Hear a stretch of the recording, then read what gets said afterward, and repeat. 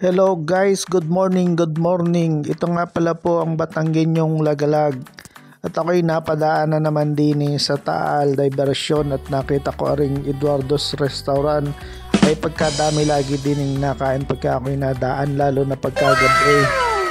Ay di ngay katanghalian ay di ako'y biglang nagutom, ay ako'y pumasok din ay pagkaganda pala din aircon at saka maluang ang kanilang kainan o yung restaurant nila. Ay aring in-order ko ay buffalo wings. Kitang-kita nyo naman ay mukhang maanghang. Dahil nga ako'y gutom ay di atin titikman ang buffalo wings din kung anong lasa baga ng buffalo wings. Ay pagkasarap nga pala ng buffalo wings at medyo maanghang-anghang.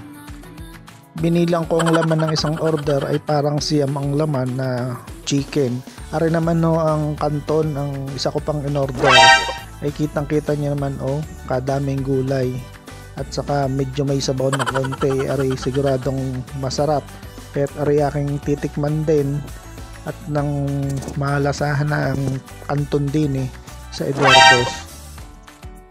Arehong restaurant na ari ay nasa bandang kanan kung kayo ay papunta ng Lemery sa Taal Diversion ari.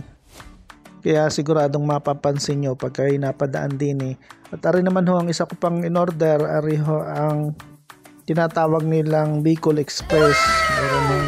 Hindi ko lang alam kung anong nilagay din kung ari ay alimasag, alimango. Basta ang alam ko ay crab at meron ding hipon, may pusit at saka gulay. Ayan ano gahong tawag sa inyo diyan, alimango gaho o alimasag yan. Ari lang napakahirap kainin pagka hindi nakakamay. Kaya kitang-kita nyo ay aking kinamay na. Nako, napakahirap kutsarahin ng crab pala. Ay siya ako'y nabusog na ako'y maglalagalag muna uli. Diyan muna kayo at salamat